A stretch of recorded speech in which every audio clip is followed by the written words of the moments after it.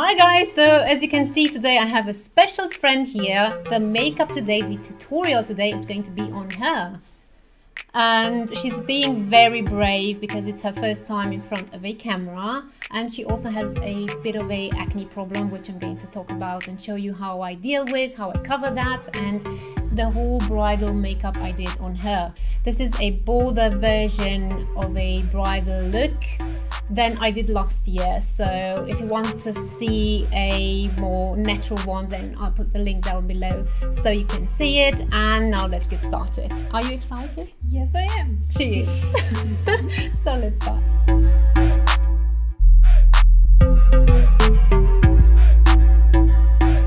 I always like to start with the eyes because the final result is going to look more clean, the under eye area especially.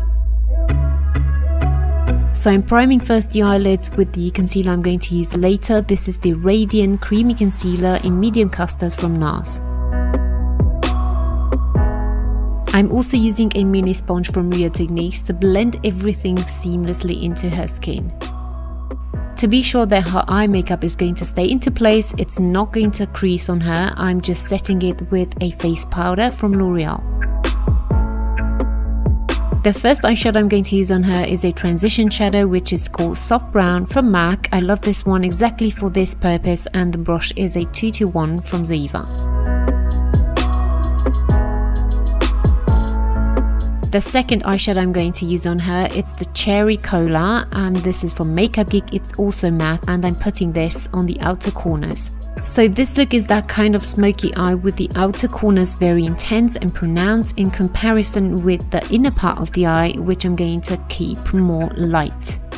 The brush I'm using to apply it is the 227 from Ziva, and dare I say I love this more than the 217 from MAC. I think I do actually. Next I'm using another matte eyeshadow, it's also from MAC and it's called Handwritten, and I am using for this a 224 from Ziva. This is beautiful eyeshadow, especially for a bridal look. I don't know why, but I love it, and I am using it in this case to give more depth to the outer corners.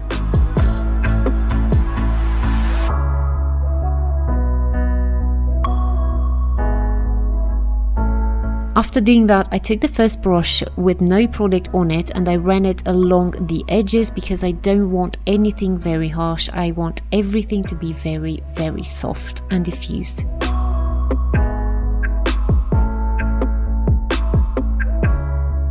Because I wanted more definition along her lash line, I applied a gel eyeliner from England in the shade 77, which I love because it's very black and opaque. So this look is not going to be graphic, it's not about the eyeliner, but I want her lashes to look more full and her eyes to pop even more.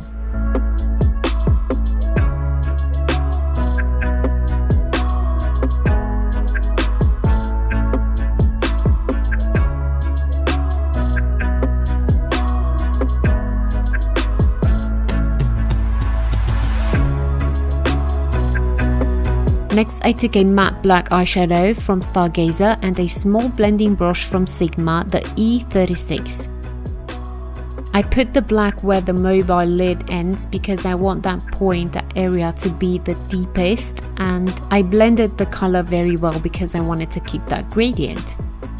I'm now cleaning up underneath the eye because I had a bit of fallout, and then move on to the next eyeshadow, which is Naked Lunch from MAC as well. And this is a beautiful shimmery rosy color which I'm going to apply just for the inner part of the eye where I haven't applied any eyeshadow. I love the brush I'm using now. I think I bought like 5 of them for just a few euros here in Germany on Amazon, and I'm very pleased with it because it's cheap and good. Next I'm using a mascara from DDK that actually comes from a kit. Bea came with it, she bought it online because she watched a video here on YouTube. A girl used it and she was very pleased with the long lashes she had afterwards. The thing is that the mascara should be used first and then the primer, which contains only microfibers, no gel in it that, you know, holds everything together, and that was a bit strange for me. So when I opened the primer and I saw how it looks, I didn't want to do anything wrong and, you know, to experiment on her, so I left that out. But she says she watched the video again afterwards at home and she tried it out and it really worked. It actually worked. Moving on to the lashes, I used the individuals from Bridal in medium because I think they are very beautiful, especially for brides, and very comfortable to wear. I used about 6 or 7 of them on the whole lash line. I just spared the very inner part of the eye.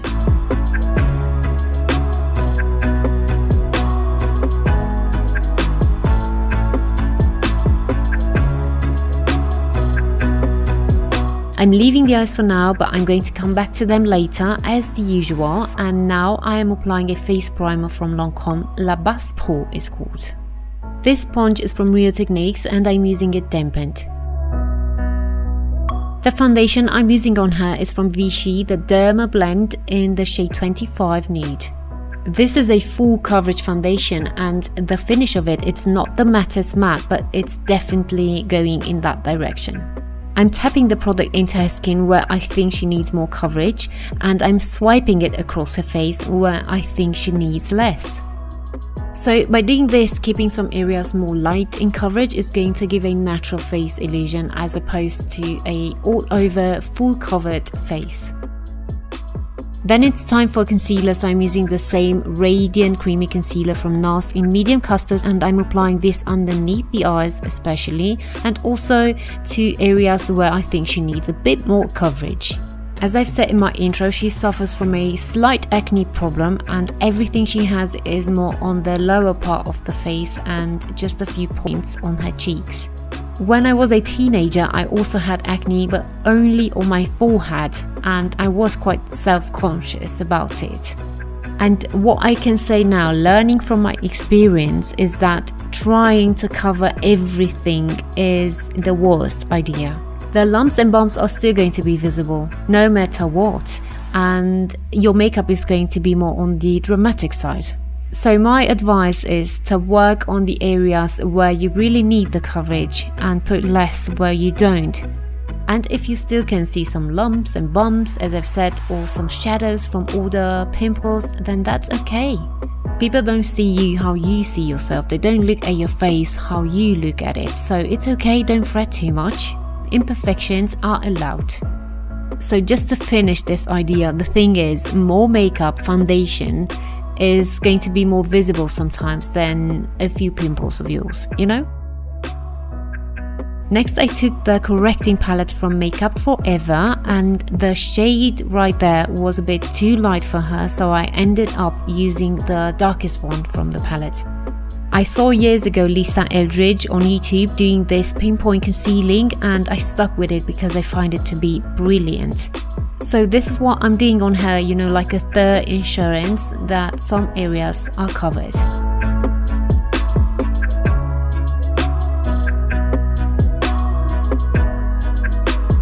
When you're finished with the base, set it right away because that's going to lock everything in and it's going to last a lot longer. I'm using the RCMA loose powder, which doesn't have any flashbacks. This is very important for a bridal makeup. And this brush is from Real Techniques, it's the setting brush.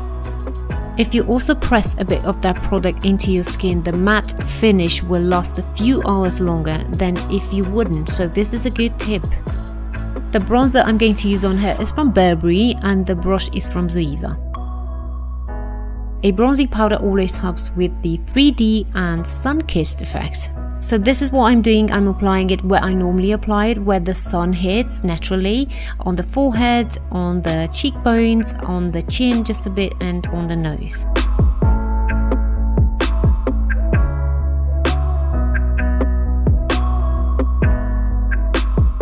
The sculpting powder from MAC, it's called Sculpt, and I'm applying this only underneath the cheekbone because there is where I want definition and depth.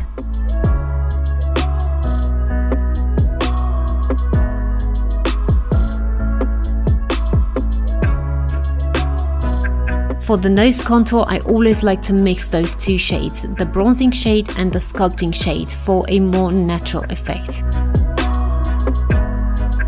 I love this highlighter from Dior. It's a rosy hue, it's in the shade 2, and I think it's absolutely gorgeous and brilliant, especially for a bride. It's not glittery, but it's sheeny, so that's going to give you that glowing from within look.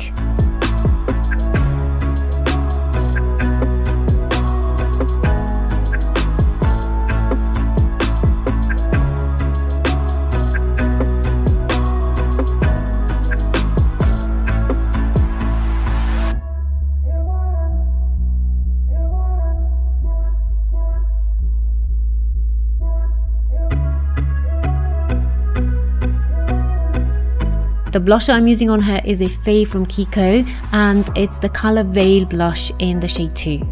To apply it, I am using a Real Techniques blusher brush.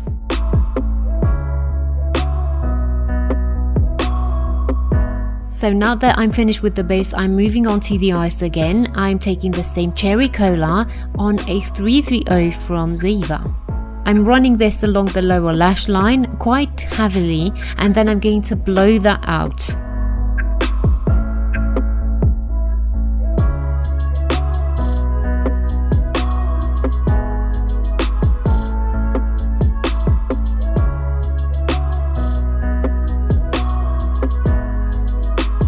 Then I'm smoking out the very bottom edge of the Cherry Cola eyeshadow. This way that area is going to be more soft, and especially for a bride, this is a must.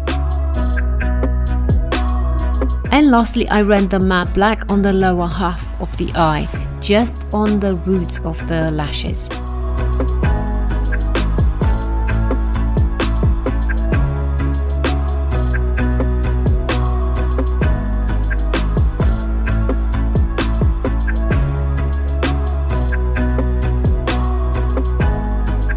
For the lower lashes, I chose to put the MAC Extended Play Mascara in black because this is waterproof and I know it works.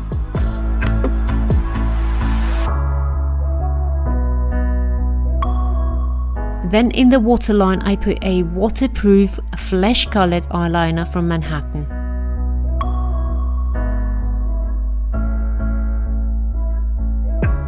To tight line, I use my favorite black eyeliner from Too Faced in Perfect Black.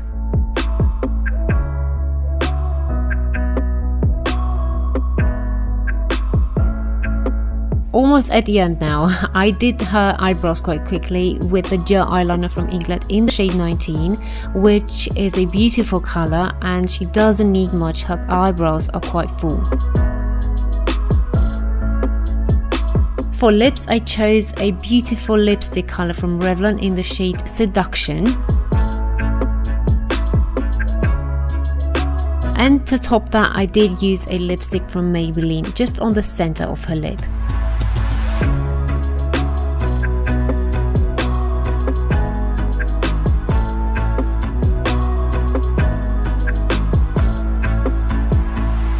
So everyone, thank you for watching this video. I hope you liked it. As always, give me a thumbs up, subscribe to my channel, you know the drill, and follow me on social media. I'm on Instagram, Facebook, and on Vero. That is new. Thank you, Bea, for coming here today and being my model. She's been lovely and she looks amazing. I hope you like it. I hope you like it. Yes, very much.